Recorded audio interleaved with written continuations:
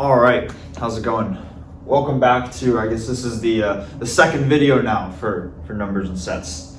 And personally, I'm very excited to make this video because this is going to be the first video where we are actually doing math, and we're kind of fully getting started with the math part of the videos.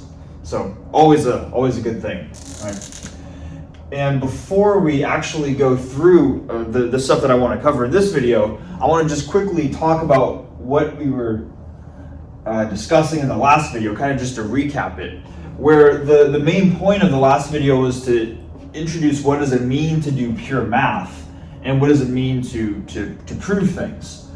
And what we did, if you remember, was we kind of drew out a timeline, right? Where the left part of the timeline had our starting point and the right part of the timeline had our ending point. And we said that the act of doing a proof is to go step by step by step from the start to the ending point without any logical gaps in between the steps. Right? That's what it means to prove something. And then we additionally said that in order to go step by step, there are one of three different, I guess, tools that we could use.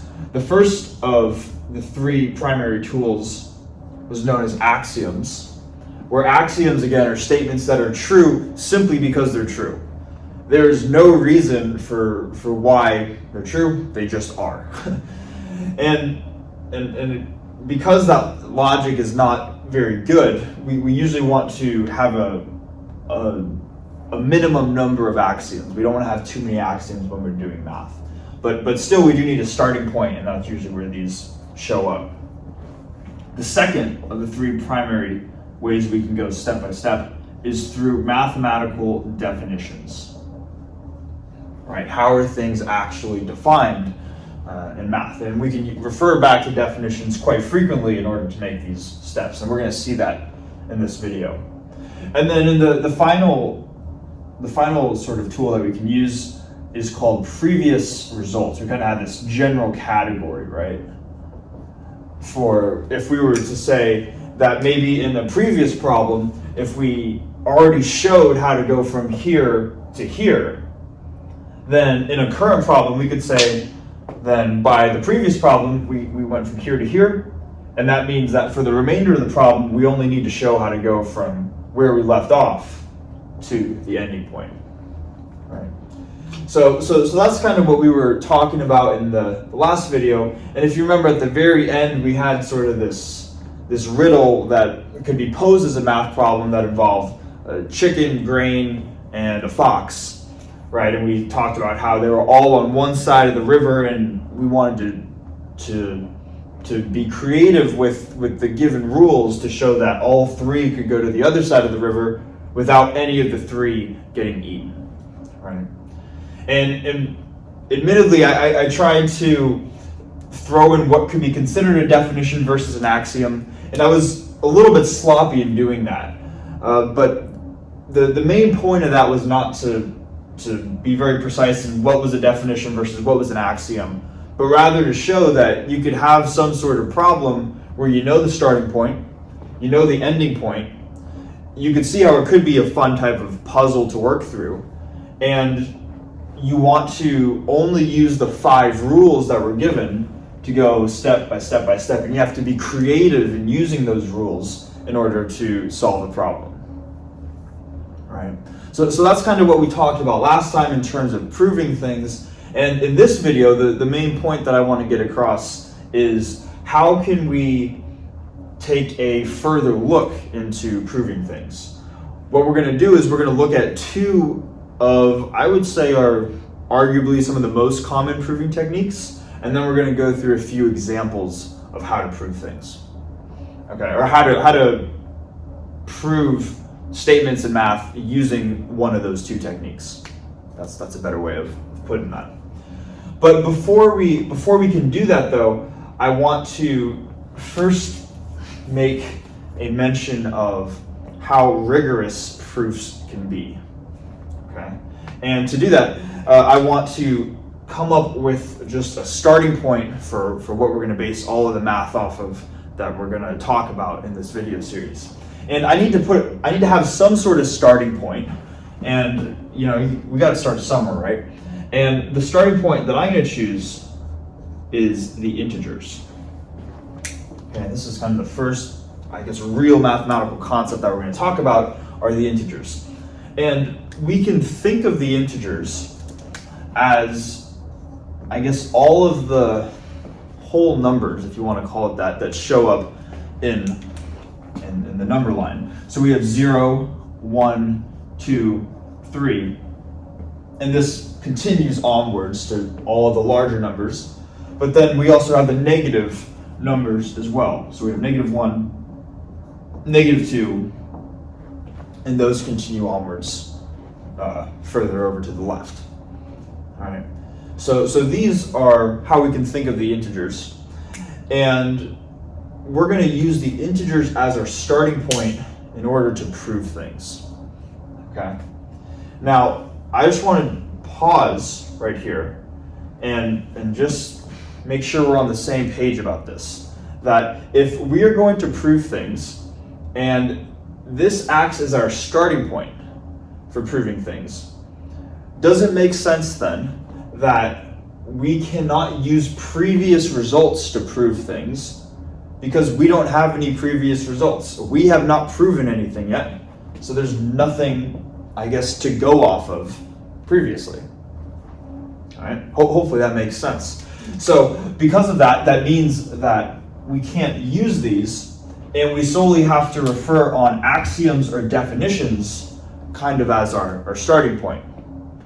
And because I mentioned integers as a concept, and it's these numbers that are kind of like 0, 1, 2, and then also -1 and -2 and so on, hopefully we start to ask ourselves, and hopefully we see that a natural question that's going to show up is, well, what is the actual definition of the integers?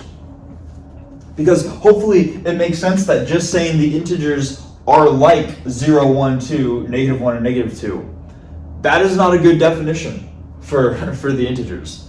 And whenever your definition says, oh, it's kind of like this, that is probably not a good definition. That is not a clear way or a clear objective way of defining things that everybody can agree on. And because of that sort of begs the question, well, how do the integers really get defined? And the first step, I guess, is saying that the integers get defined in terms of something called the natural numbers. And the natural numbers are essentially all of the non-negative integers. So starting at 0, and then going 1, 2, 3, and so on. With this box right here, this sort of box set of numbers would represent the natural numbers. So let's write this, the natural numbers. So the integers get defined from the natural numbers. And we might say, okay, that's cool. But then how are the natural numbers defined, right? It seems like we're just kind of passing on the responsibility from the integers to the natural numbers. Well, the natural numbers get defined from a set of axioms called Peano's axioms, which is spelled P-E-A-N-O, Peano's axioms. And it was named after some dude named Giuseppe Peano, I think. I think that's the guy's name. And he came up with some axioms for how to actually define the natural numbers. So this would really be the process for defining the integers. You start with a set of axioms. From these axioms, you construct the natural numbers. From the natural numbers, you construct the integers. And that is axiomatically, or probably the correct way to really start. However, and this is kind of the point that I want to make, if we were to write out Peano's axioms, and we could do it too, it's not like it's a super long list, but if we were to write out what those axioms were, I would argue that these axioms would be relatively confusing if we are first being exposed to proofs. If this is the first time we're doing proofs, this might not be the clearest way of kind of having a starting point. So because of that, because this is our first time going through proofs, I don't want to start with these axioms. And instead, I kind of want to start with a more informal definition of what the integers are, which is, even though we said it's not a good definition, we're going to just refer to the integers as kind of like 0, 1, 2, and then -1, -2. Numbers like that, whole numbers. And hopefully, even though it's not a great definition, it's a very intuitive definition. If I give you any number, say 23, you can say that's an integer. But if I were to give you, if I were to give you another number like 6.5, that is not a whole number, so it would not be an integer. Just by this definition right here, you have a clear idea of what an integer is for the most part, and for the most part, you would be able to determine if a number is or is not an integer. Okay, so hopefully we're getting the idea that there is kind of an intuitive, but maybe not axiomatically precise way of defining the integers, and then there's this more axiomatically precise way of defining the integers. And these two techniques kind of get broken up into two classes where we look at stuff informally, which is to look at integers kind of like this, versus formally, which is to define the integers from the naturals, which is from this set of axioms right here. And again, I already mentioned this, but I'm going to repeat the point that for at least to start this video series, the proofs are going to be rather informal, meaning that at least as our starting point, the integers are going to look something like this. This is how we're going to refer to the integers. Okay. Now, you might be concerned because we just spent the whole previous video talking about how the act of proving things is to go step by step by step. When we hear the word informal or informal proofs, we might be thinking, does that mean that all of a sudden we just start randomly skipping steps? And I'm going to claim the answer to that is no. We save that for the physicists. They love to do that. Instead, informal proofs we can think of as maybe this timeline right here. And actual formal proofs are this timeline, but then they might have some previous steps beforehand that we are just going to assume to be true for the sake of simplicity. Now, what would these steps potentially look like? Well, here are the things that we are going to assume to just be true, so we have some intuitive starting point for proving things. Let's say I have two integers, 1 and 2, and I were to add them, like this, aka 1 plus 2. If we were to do this formally, we would have to, well, first define what the integers are through these axioms, and then we would have to say, what does it mean to add two integers? First of all, can we even add two integers? If we can, what does it mean to add two integers? And then also, let's say that we actually determine all that and that we are able to add two integers. How are we guaranteed that we get another integer, the number 3, as our output? These are all questions that we would have to ask if we were doing stuff very, very formally. But because we're doing stuff, at least in the beginning, rather informally, we are going to assume that 1 plus 2 equals 3 is true to start off the proofs that we're going to be looking at. Okay, that is a long-winded way of saying we're going to assume 1 plus 2 equals 3 is true, and same thing for other operations as well. So when it comes to multiplication, if we have 2 times 3, and that equals 6, we're going to assume this is true. We're going to assume we can do this. We can perform addition and multiplication and subtraction to integers, and we're still going to get integers as our final result.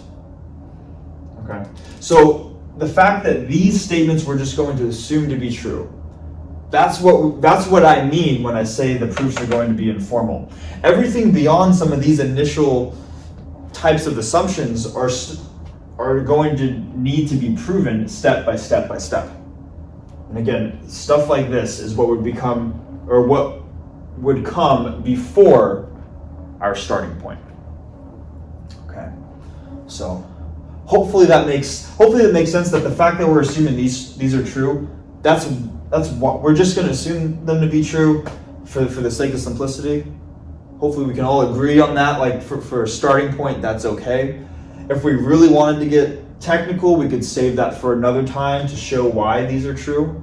But we're going to just say, you know what, that works for me, at least to start. Okay? So yeah, hopefully that makes sense. What I'm going to do now is I'm just going to erase the board and then go through the two different proof techniques that we're going to look at in this video.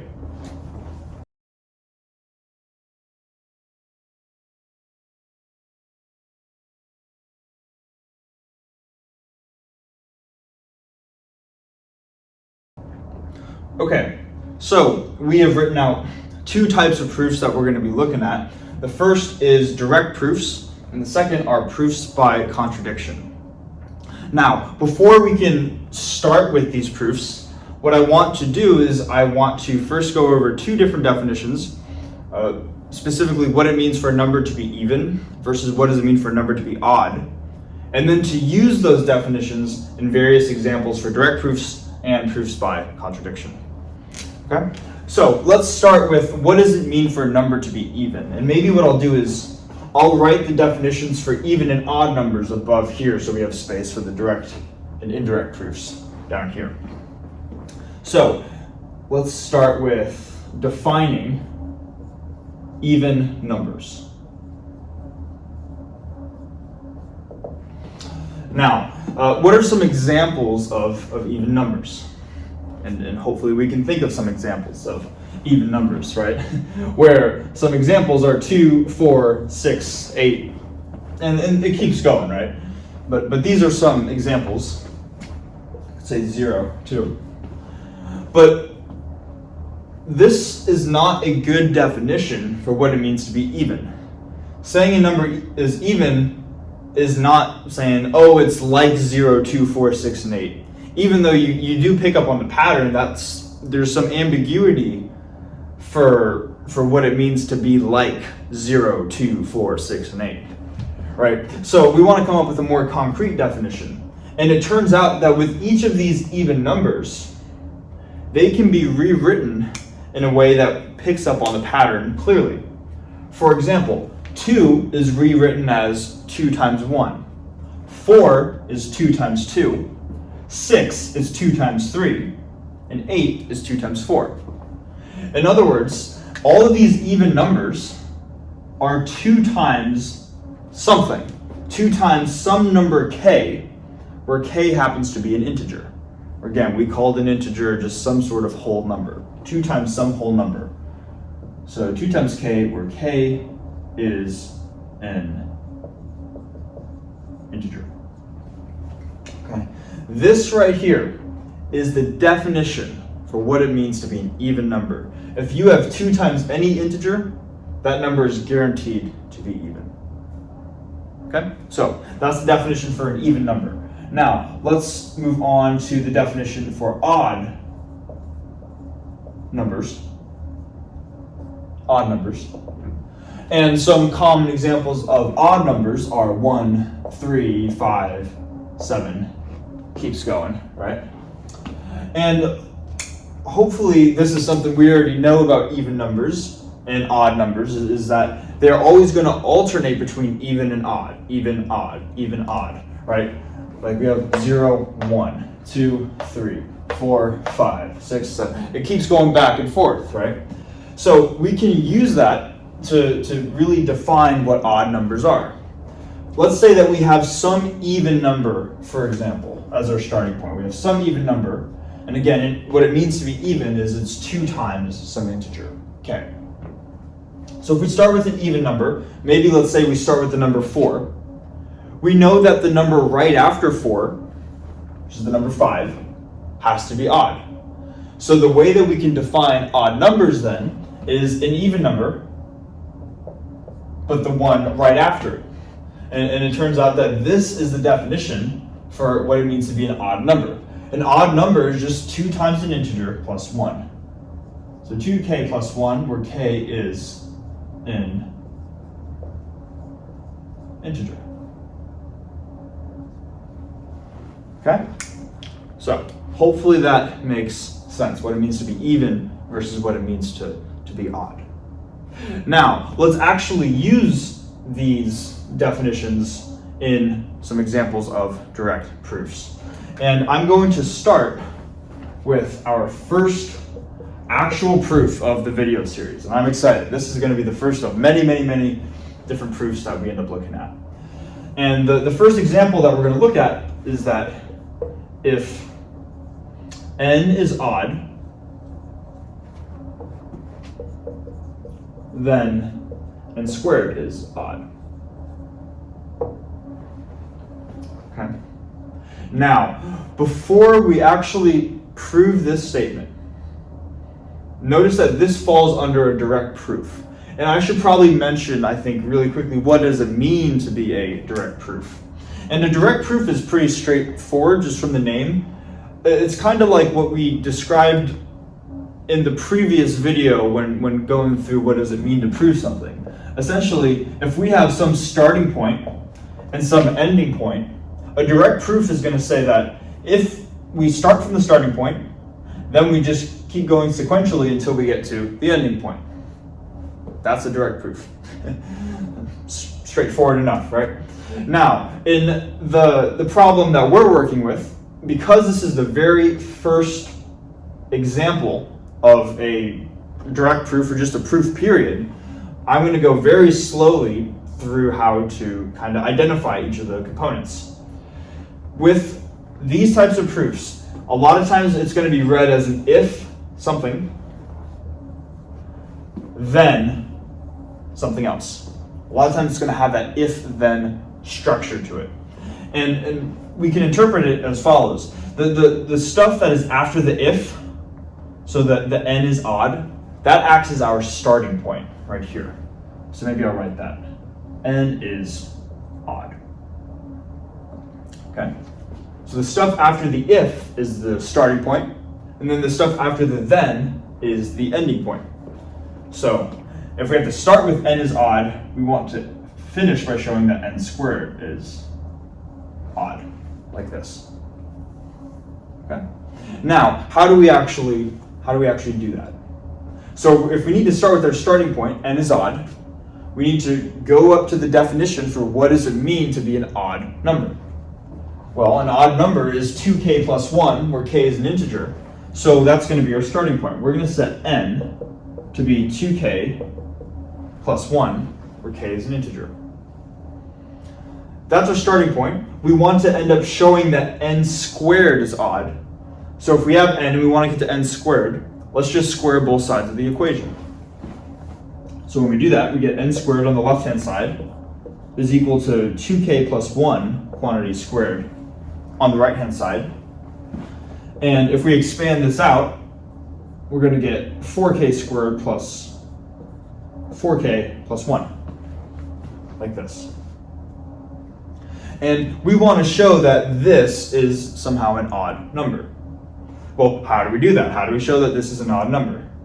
Well, we're going to just do the same thing that we kind of did right here, where an odd number has to satisfy this definition. In other words, an odd number is 2 times something plus the number 1. I noticed that here, within my expression for n squared, that I have 3 terms, 1, 2, 3. I have my first 2 terms, and then I have plus the number 1. And this plus 1 looks kind of like this, plus 1 right here. So if I ignore this plus 1, what I'm trying to say is that if I can take these remaining terms, these first 2 terms, and rewrite it as 2 times something, then what I have is 2 times something plus the number 1. And hopefully we can see how to do that, right? Within this first term, we can factor out, or within these first 2 terms, we can factor out the number 2. And what we're left over with is 2k squared for the first term, plus 2k for the second term. And then we still have plus the number 1 left over. In other words, we have 2 times something plus the number 1, where this something has to be an integer. Okay? So therefore, because it satisfies that definition, where again, this is the definition of an odd number. That tells us that if n is odd, n squared must also be odd. Okay, and that completes the first proof of the course. Okay. Hopefully that makes sense. And take your time to pause it or rewatch this if there was any part of that was confusing. I want to highlight one thing really quick before I move on to the next example, is that when we are looking at these types of problems and just proofs in general, we are referring heavily to definitions. And I just want to comment quickly on the difference between our intuition for what something is and what the definition of something is. So these examples, it's like 1, 3, 5, and 7. This is going to be our intuition, or how we think of odd numbers. However, notice that this is different. Saying that something is like 1, 3, 5, 7 is different than saying a number is 2k plus 1, where k is an integer. This is our intuition. This is the definition for the concept of an odd number. When it comes to doing math, you need both your intuition and definitions to be good at math, I would argue. You need your intuitions to understand kind of in your head what's going on, but you also need definitions to actually go step by step by step. In order to even say that n was odd in the beginning, we had to use a definition. In order to say n squared was odd at the end, we had to use a definition. Okay? So both our intuition is important and definitions are also important. But when it comes to going step by step by step, we always want to refer to definitions over our intuition. Okay? So hopefully that makes sense. Now, with that being said, let's go on to the next example. And I'd recommend that you try this example yourself if you found this first one confusing. I'm going to do the same thing as this statement right here, but replace odd with even. So now the statement's going to become, if n is even, then n squared is even, like this. And I'll go through this one a bit more quickly, just because the structure should be relatively similar to this top one right here. The starting point is the stuff after the if. So we're starting with n is even. And by the definition of even numbers, n would need to have this form right here of 2 times k, where k is an integer. So our starting point is that n is equal to 2k. And what we want to show is that n squared is also even. So we need to square both sides. And when we do that, we get that n squared is equal to the quantity 2k squared, which is just 4k squared. And if we want to show that n squared is also even, again, we need to go back up to the definition. What does it mean to be even? What it means to be even is 2 times an integer. So we just need to rewrite this 4k squared as 2 times some integer. And that's as simple as just factoring out a factor of 2, which is going to look like this. So 2 times 2k squared, like this. So now it's written as 2 times some integer. And again, this would therefore satisfy the definition for what it means for a number to be even. Okay, so this would be the proof for this example right here. Hopefully that makes sense. Now, I'm going to move on to a different example, and the next example is going to look very similar to this one, but there are going to be just some slight differences. Let's write it out over here. The difference is this: if n squared is even, then n is okay. So here's the new statement: if n squared is even, then n is even. And the difference between this statement and this statement down here is that we have swapped our starting point and our ending point. On this one, we started with n being even, but now over here we're ending with n being even. And here we ended with n squared being even, but now over here we're starting with n squared being even. And the question that I would ask you is, and take a minute to think about this if you're unsure, is that can we use this proof that we just went through right here as a solution to verifying this statement? And take some time to think about that if you're unsure. But I do need to give the answer to that. And the answer is unfortunately no. This would not be a valid proof for this statement. And the reason why is because the starting point and the ending point have swapped. Now you might be thinking, why is the starting point and the ending point being swapped? Why is that such a big deal? That seems like such a minor detail. And all of a sudden this thing that seemed like it was so good, all of a sudden just doesn't work over here. And unfortunately it's yes. The answer to that is yes. But let me try to tell you why that's important. I'm going to make a quick little tangent box right here, and I'm going to write out two sentences within this box that is hopefully going to tell you why the starting point and the ending point need to both be taken into consideration. So let me write if cat, then animal. My first sentence, and then if animal, and cat as my second sentence. Within this first sentence right here, what we're saying is, if you have a cat, then do you have an animal? The answer to that is yes. Every cat is also an animal. So we would say the answer is yes. But what about if we just swapped our starting point and our ending point? Now the animal is at the beginning and the cat is at the end. If we have an animal, do we necessarily have a cat? The answer to that one is no, right? We could have a dog. A dog is an animal, but it is not a cat. So the answer, we can see that the solution to this statement being true or false changes when all we've done is change the starting point and the ending point. And that same issue is going to pop up when we're looking at these mathematical statements as well. Because we've swapped the starting and the ending point, now we got to come up with a different type of proof for this statement. And I have conveniently rewritten this example right under proof by contradiction, because a convenient way of proving this statement is by using the notion of proof by contradiction. So it's kind of the segue into this type of proof right here. So what is a proof by contradiction? Well, a proof by contradiction is to start by making an assumption in the problem, where the assumption is the opposite of what the problem tells you.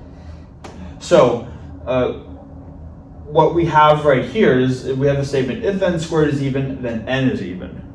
And this n part tells us that n is an even number in the problem itself. So what we're going to do is we're going to assume the opposite. We're going to actually assume that n is, rather than saying n is even, we're going to assume n is not even. So we're going to assume n is not even. And another way of saying that n is not even is just n is odd, right? That's what it means to be not even. It's either even or it's odd if it's an integer. So another way of writing this is to assume n is odd. So we're going to start by assuming the opposite of what's given in the problem, then try to work through something, or try to work through the problem, and show that somewhere along the process of working through the problem that we arrive at a contradiction. And I'll just tell you what type of contradiction we're going to arrive at in this problem. We're going to eventually get to a case where a number is both even and it is odd. Or we're going to write something that would make it seem like a number is even and it is odd. And that can't make any sense, right? A number can't be even and odd at the same time. It's either even or it's odd. And so if we get to something like that, that means we've arrived at a contradiction, something that just has to be false, has to be wrong. And so what does that mean then? That says that if we assume that n is odd, we get to some contradiction, something that has to be wrong. Therefore, if we got to something that is wrong, that means our starting assumption that n is odd is also wrong. So if n is odd is a wrong assumption, therefore we have to take the opposite, that n is even. So kind of disproving the negative is the same as proving the positive. Okay, that's a general technique that gets used here. All of what I just said was very qualitative. Let's actually go through this to see what I mean. So if we start by assuming n is odd, what is the definition to be odd? Well, it's 2k plus 1, right? So we're going to start by assuming that n is equal to 2k plus 1. Now, if we were to square both sides of this, we've already seen what happens. We've done that over here, right? So we get that n squared is 4k squared plus 4k plus 1. And then, again, we can sort of factor out the number 2 in the beginning, kind of like what we did over here. So it's 2 times 2k squared plus 2k plus 1, kind of like this. And at this point, we arrive at a contradiction. Why do we arrive at a contradiction? Well, on the right-hand side, I have 2 times some integer plus the number 1. This should be an odd number, according to what it means to be odd, 2 times an integer plus 1. So my right-hand side is odd. My left-hand side is n squared. But we assumed at the beginning of the problem that n squared is even. So what we have is we have some even number is equal to some odd number. That cannot be right. And because of that, a number can't be both even and odd, so therefore a contradiction arises, which means that this assumption, assuming n is odd, or n is not even, this is wrong. I'll put a sad face, because it's wrong. So if this is wrong, that means the opposite is correct. That if n squared is even, meaning if this left-hand side is even, then n must also be even, which proves the problem. Okay? Hopefully that makes sense. I feel like the video has probably already gone a decent amount of time. I'm going to cut it here, and I would recommend that you try some other problems as well that regard direct proofs and proofs by contradiction. I want to say that there are some problems in the initial problem set that have you practice, well, definitely direct proofs, and they should have some problems that are easily solved by proofs by contradiction. But yeah, that is all I have for this video. So thanks for watching, and I'll see you in the next one.